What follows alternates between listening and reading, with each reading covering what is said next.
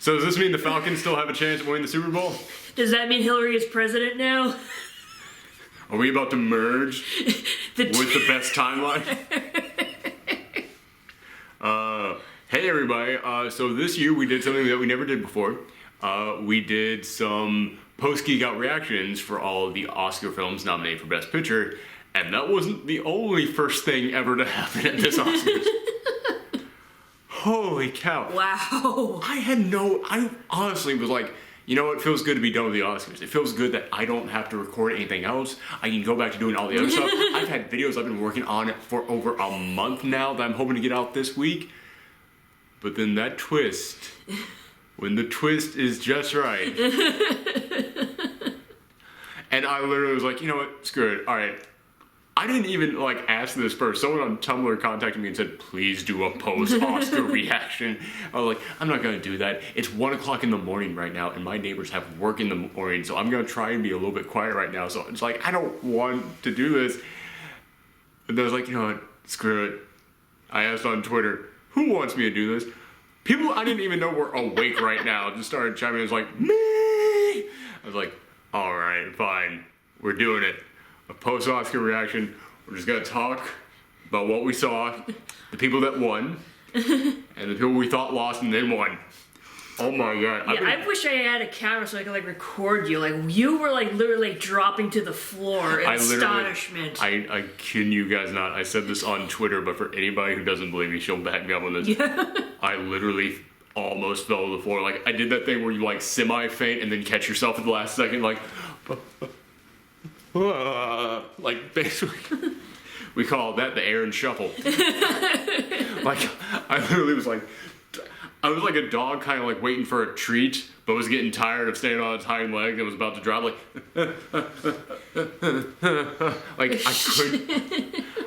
I didn't know what was happening. This was insane. All right, before we get to that, let's just go over some of the winners. Mahershala Ali, again, I'm really sorry if I keep mispronouncing that name. He won for Best Supporting Actor. I'm totally down with that. I wanted Jeff Bridges to win, just simply because he was in more of the movie. That's the only reason why I was like, yeah, give it to him, because he showed off a wider range in there, simply because he had more of an opportunity to, because Ali was only in the first third of Moonlight. But he was damn good in there, so I'm totally fine with him winning that. And he's an amazing actor. He's one of those guys who's he's gonna win an Oscar at some point anyways. Go ahead and give it to him for this. Let's keep going. I should probably have the list in front of me, but we are doing this so on the fly right now. She's literally in PJs at the moment. Don't mention that. It's just pajama bottoms. I'm still fully clothed from the waist up, as you can see. Otherwise, we wouldn't be doing this right now. I know, but I'm just saying that to point out, we so are just we got that adrenaline rush going right now. Just, whoo. Oh my god. Okay, so he won for Best Supporting. Viola Davis won for Best Supporting Actress. That was my choice. Excellent. Who won for Best Actress? It was Emma Stone, which okay, we'll get to that in a sec. But Casey Affleck won for Best Actor, and here's the thing: after he won, all of a sudden I started reading a bunch of tweets and posts and all these news stories that started coming out that apparently he sexually harasses people, but I don't know anything about this. This is just the information that I just got presented to, and yeah, that kind of made me feel a little uncomfortable about this. I will say though, just speaking purely based on the acting that was portrayed in this film, it should have been Denzel. It absolutely should have been Denzel. Denzel was hands down my favorite. And if you watch Denzel, when they had the picture of all the guys up there, I don't know if he knew where he was stationed in that photo. But if you watch it, everybody else is he's just there and he's actually looking up in the direction of Casey Affleck. It's this motherfucker's gonna win. This motherfucker. And the worst part is when Casey Affleck got his words I like to thank Denzel for being an inspiration to me, even though I just met him today, and they it was they never cut back to Denzel during any of that. Did you notice that? I was Denzel, man, God, he was so amazing in Fences. And Casey was good in that. He was my second choice to win. But man, if anybody hasn't seen Fences, I ask you, go and see it, because Denzel melts into that character. But okay, and then going into Emma Stone winning for Best Actress. Now, I had someone who is a loyal follower who asked me, this was like my second favorite movie of the year, why is everybody hating on La La Land? Let's go ahead and try and get into that, because I just posted up the rant review of it a moment ago. But let me just go ahead and say, as I said, I would have given that film a B- if I had gotten like no hype, if I had no knowledge of it and just went into it, because I was like, you know what, it's cute. Mm-hmm. It is a cute, fine romance story. It's really weird that the musical numbers are totally inconsistent, but it does also have good cinematography and production value to it. So, you know, it's like, all right, you know, nothing really special to it, but it's pretty fun, so B-. It's the mere fact that so many people are hands down loving this movie, like just losing their mind over it, and that it got the most Oscar nominations. That's the reason why so many people are like, what are you talking? Because a lot of people out there are kind of like me. Like, a lot of people I've discovered flat out hated it. I found that out. But a lot of people are also like right in the middle with me. I was like, yeah, it's fine. And there's nothing quite as irksome as seeing a movie that you think is just okay gain all the praise out there. And a lot of that is that. And I saw a tweet after Emma Stone won that summed up my problems with this movie. And again, I don't mean to keep referencing Twitter, but in this day and age, when there's an award show going on, Twitter is basically your backup band. Yeah. But it summed it up perfectly, what my problems was with it. Someone, film critic Hulk, for anybody who follows him, he's pretty famous on Twitter, but he basically said, name me one thing about her character other than I want to be an actress. And I was like, that's it. That is my problem. She has no personality other than I want to be an actress. And then someone replied to that tweet and said, one day she'll get a role that doesn't depend on her charisma to define the character. It's like, that is what my problem is.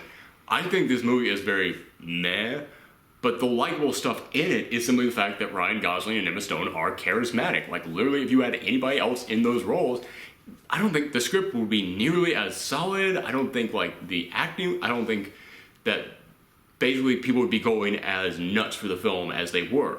Because everybody's like, oh, it's so romantic. It's like, it kind of is, I guess. It's more just that you like seeing Ryan Gosling and Emma Stone together. But then again, at the same time, I'm not coming in here and trying to tell people who like this film that's the reason why you like it. Because this is also a film that, like I said, is like a love letter back to the 50s and all this stuff. And it does try and capture this era. And I think that for a lot of people out there, it worked for them.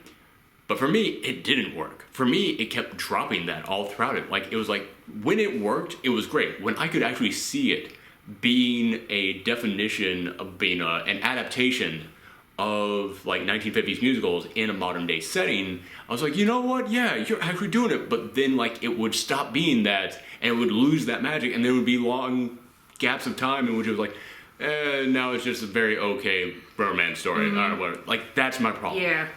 Is that. So yeah, for anybody asking, like, why did you hate La La Land?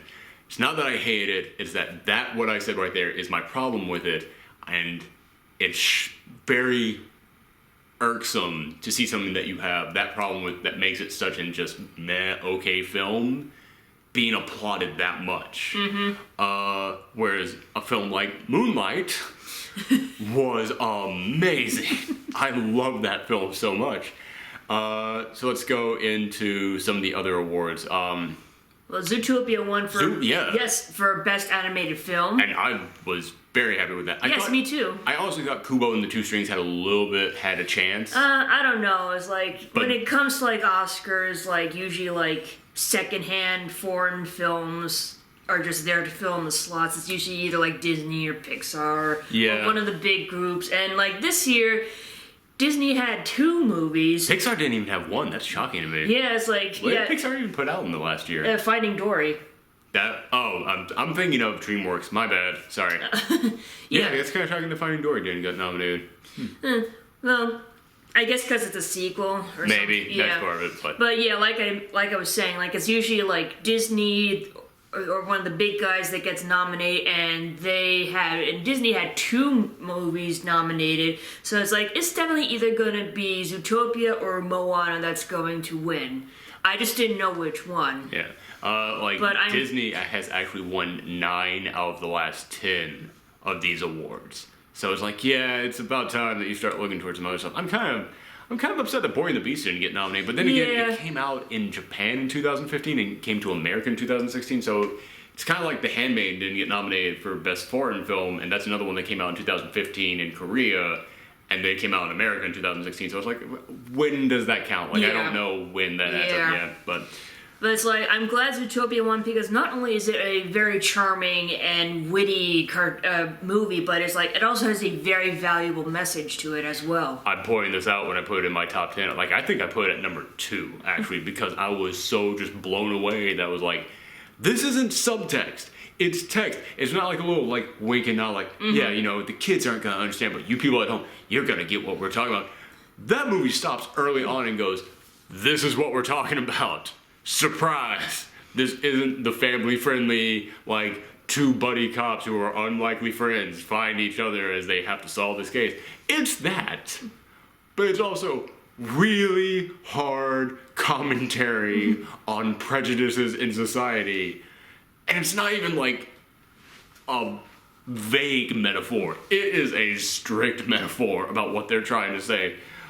It was stunning, so I was like, kudos. Like, I honestly think Zootopia should have been nominated for, like, Best Screenplay as well.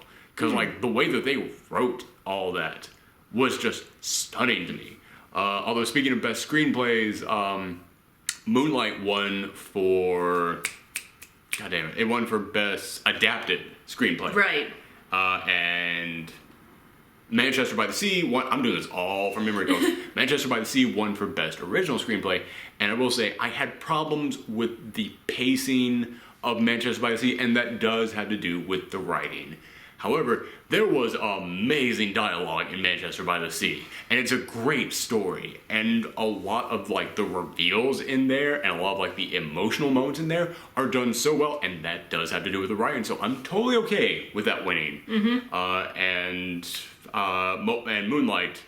Yeah, absolutely. I made a video talking about how amazing it was. I'm not going to sum up for you again all my feelings on that. But yeah, so Moonlight. But I will say this. Okay, I'm going to sum my feelings a little bit. I will say that one of the things that blew me away about Moonlight was how realistic it made everything feel, and still made it feel like Hollywood levels of drama. And again, that has a lot to do with the writing, so absolutely. Plus, you have 3 stories in there that all connect together to paint one big picture. Again, that has to do with the writing. So yeah, absolutely, that should have won. Let's see. As I said, I wasn't the biggest fan of La La Land. However, cinematography and production design.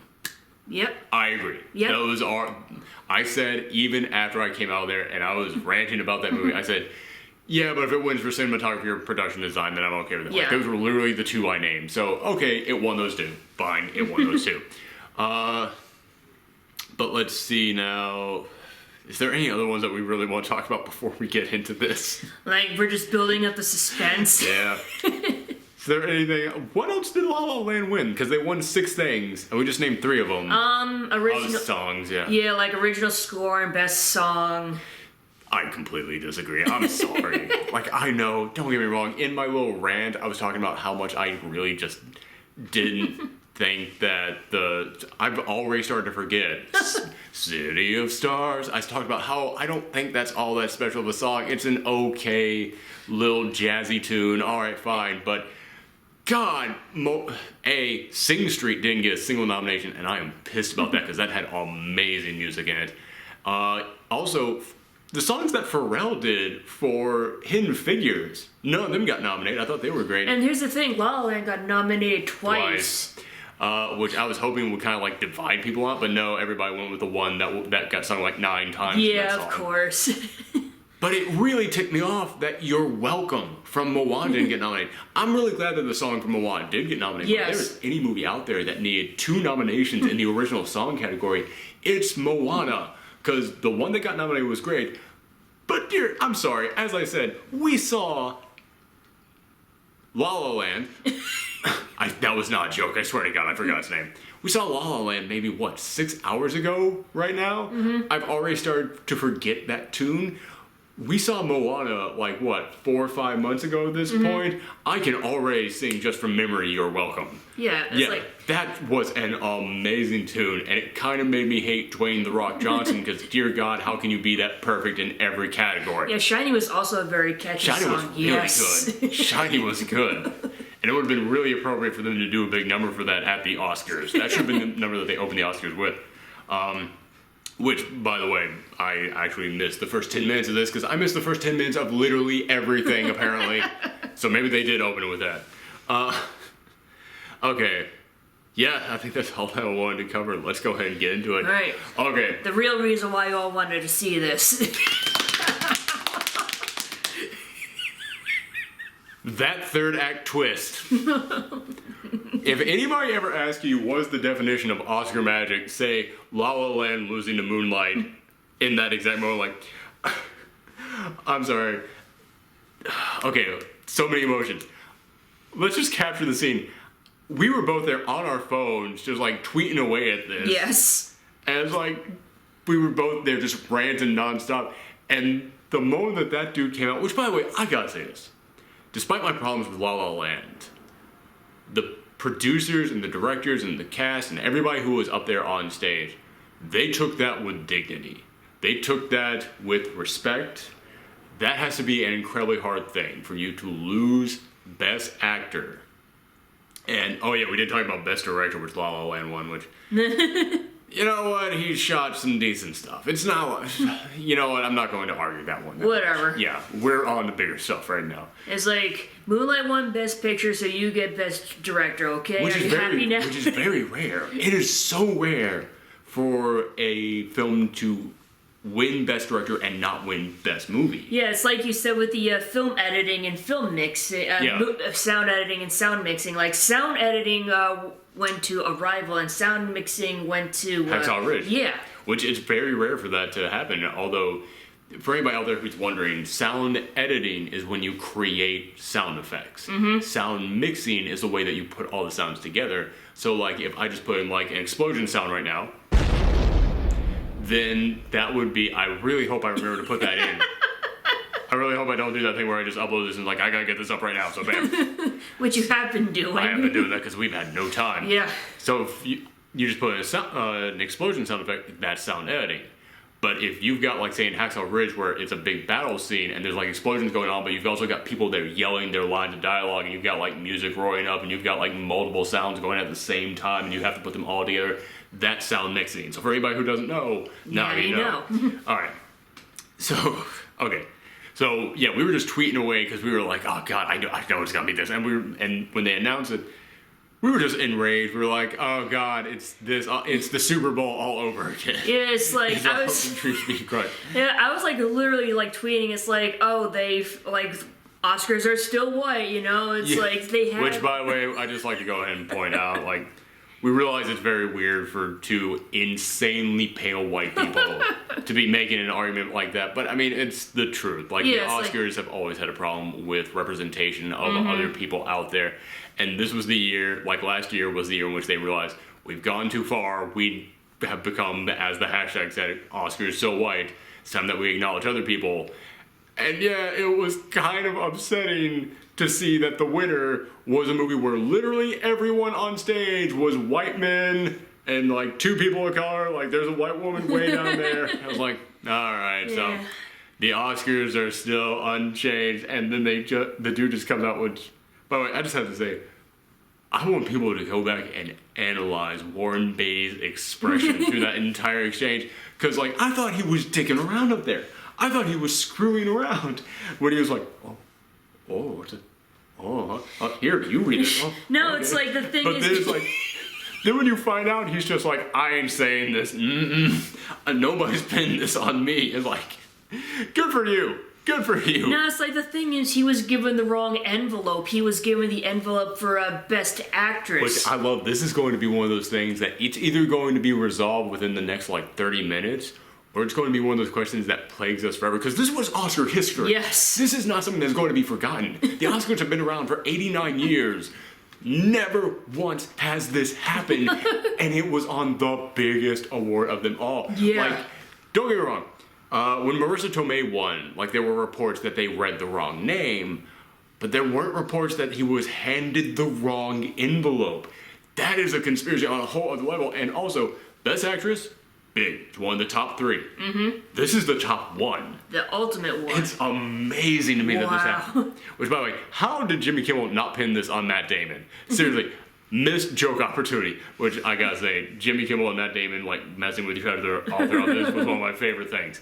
But no, I just love, like, I want, like, a Super Bowl, like, John Madden style, like, drawing on Warren Beatty's face going, hey, let's examine his expression every single ounce of, like, that moment when he realizes, oh, like, that moment he realizes something went horribly wrong here. That poor guy, too. He retired from acting, left the game completely for over a decade. He just came back to acting this year. Yeah, so I was like, he doesn't know what's up. Guess this is what the kids are doing now. But here's the other thing. I was reading, like, they said, oh yeah, like, he took the wrong envelope, and, like, someone is already trying to blame Warren Beatty and saying, well, he took the wrong envelope. But I was like, no.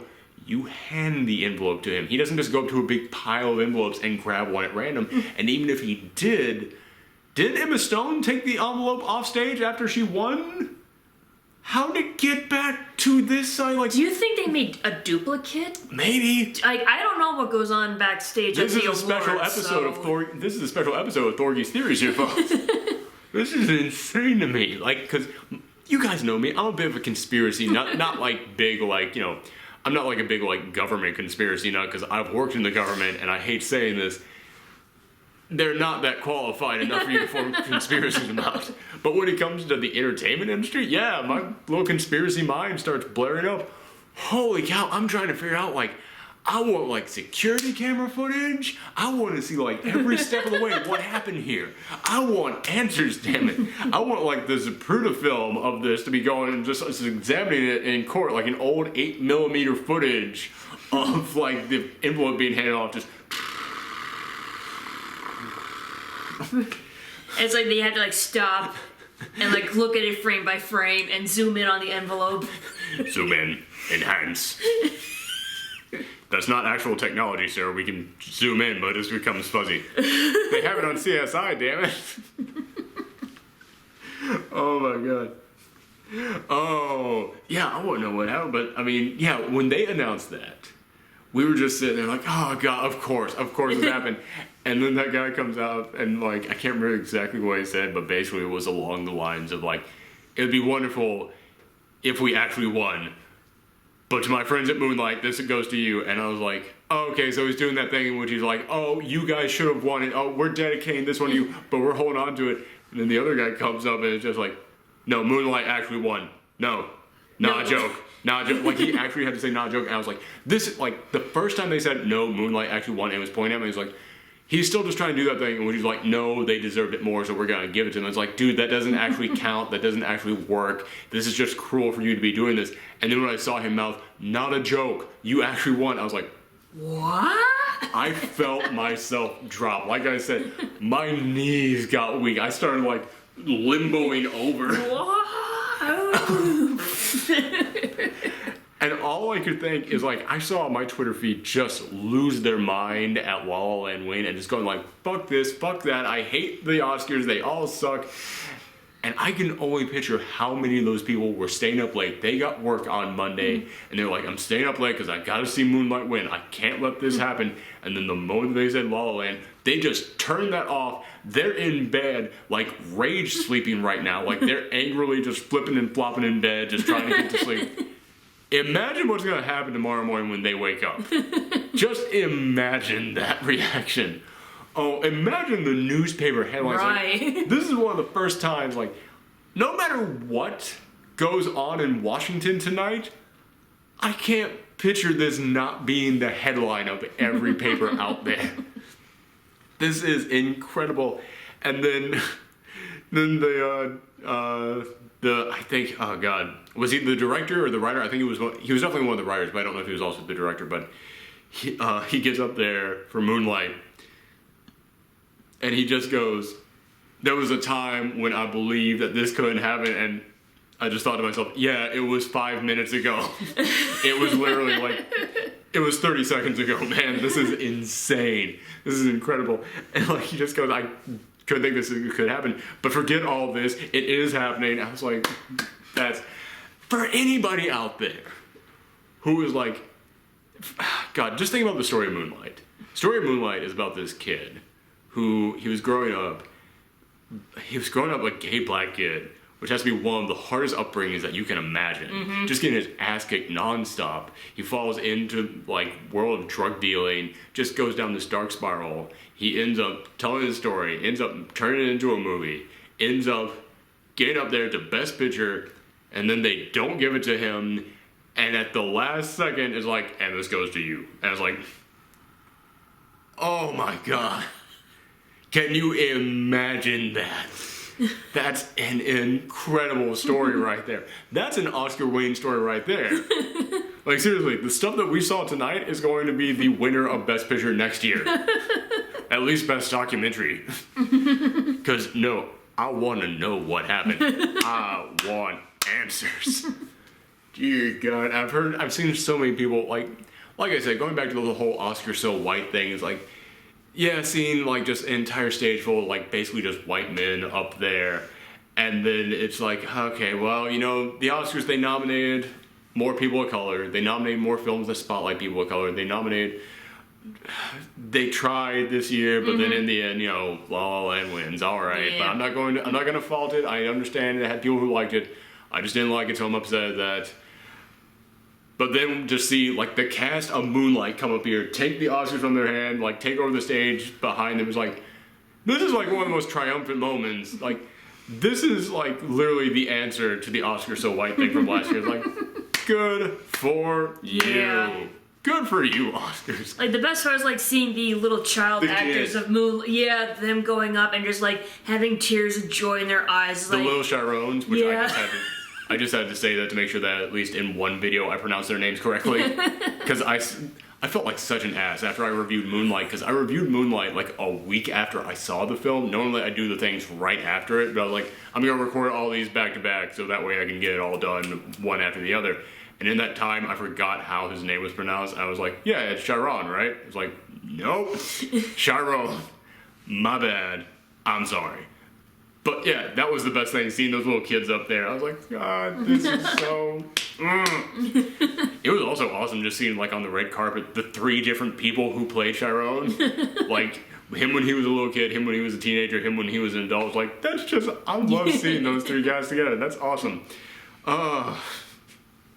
Man, this really was a historic... an historic evening. That's never made sense to me why it's pronounced like that, but whatever. God, I have no additional words here. It's like, this is the... Like, the thing is, like, usually when something like this happens, it's usually a bad thing. Like, a twist that ends up for the worst, but this is actually a good thing. Yeah, it's a very good thing. Imagine if this had been the other way around. Yeah. Imagine if they said Moonlight, they get up there, they're halfway through the speech, and then they come and go, sorry, La La Land actually won. We have to give this over to La La Land. Dude, I would have gone out into the streets and just thrown him. Just start a riot. I would have just picked up a trash can and thrown it down. I would have just started, like, kicking over trash cans, like, knocking mailboxes over.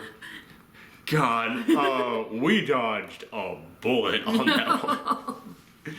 Oh, my goodness. Oh. It feels good. It feels good that after... I got no words, guys. It's like... My face literally hurts from smiling. I can't remember the last time that happened.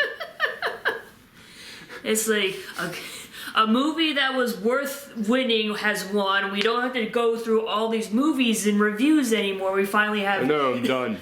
We are finally at peace, and we can continue on and do other things. I know. I feel clean now, guys. Cleansed. It's like all the Oscar reviews are behind me. I can get back to work on the other reviews I want to do. I can finally go back to playing Night in the Woods. I played like 10 minutes of that and then had to get on with the Oscar reviews.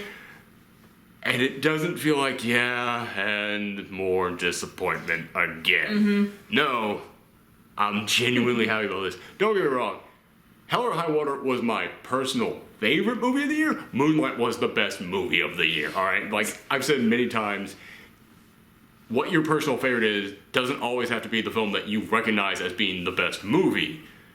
Even if Hell or High Water was my personal favorite, I recognize Moonlight was the best damn movie of the year. That one was amazing. Hidden Figures was like my personal favorite and what I wanted to win, but like I'm also very happy that Moonlight won. I didn't see it, but after what you've told me, I own it, so you're going to watch it. Now. I will definitely watch it, and you know, like you said, representation is important, and this was a year that we really needed that. Yes. Yeah, I also really gotta say, like, not to get political or anything, but I really think all of the messages that people put into their speeches this year, just the right amount. Like, just like, it was to that point in which, like, it was very, like, all of the commentary that people made on politics this year at the Oscars, it was very dignified, very respectful. All of it came from the heart, and it was to that point where it's like, anybody who watched that, I can't imagine them really getting upset. Yeah. So if people do get upset, I think the people who hear the people getting upset and the people who heard the arguments made at the Oscars will go, yeah, I think those people actually made a little bit more sense this year, so. Yeah, it's like the guy who, the director who was nominated for Best Foreign Film, he, like, originally was from Saudi Arabia, but he did not make it there. He couldn't be let into the country. Yeah. Well, I thought he was allowed to, but he refused because it was his. Oh, okay. Because, I might have misunderstood. Yeah, because of the ban. Like, he was fighting against the ban, obviously. Yeah, I might have misunderstood then. Yeah. All right. I know you guys hate when I talk about politics. I try never to do it, except on Twitter when I do it all the time. But yeah, so we're gonna just wrap up now by saying this was hands down the greatest Oscar moment I have ever witnessed in my life, and I've been watching these things since I was 10. So the greatest Oscar mistake of all time. This was the greatest mistake ever, because rarely ever, as you said, rarely ever is a mistake good. Like, rarely ever does the mistake, when it's corrected, end up becoming something better. Yeah. So this was amazing to see. Oh, God, it just, like I said, my face literally hurts from smiling. So thank you guys for tuning in. Let me know what you thought about this year's Oscars. Who did you want to see win? Let us know all that and more down in the comments below. Thanks for tuning in, everyone. We're going to bed, and I am never talking about the Oscars again for 11 months. Thank you. Good night.